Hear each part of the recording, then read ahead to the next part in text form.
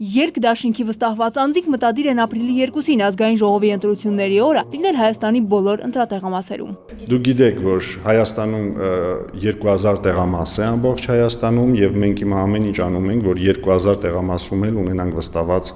անձեր, որոնք վերահսկելու են ընտրությունները։ Երկի վստահված անձինք Լուսավոր Հայաստան, Հանրապետություն եւ Քաղաքացիական պայմանագիր կուսակցությունների համակիրներն են։ Նրանք աշխատում են կամավոր սկզբունքով։ Ելքը նրանց համար դասընթացներ է անցկացնում։ Տրեյնինգների ընթացքում մենք սովորեցնում ենք, ցույց ենք տալիս, թե վստահված անձերը ոնց պետք է արձագանքեն տարբեր խախտումների վրա, որ դեպքում ինչ գործողություն պետք է կատարեն։ Տրեյնինգները եւ այսօր օրինակ Էշմիածնում է տրեյնինգ լինելու,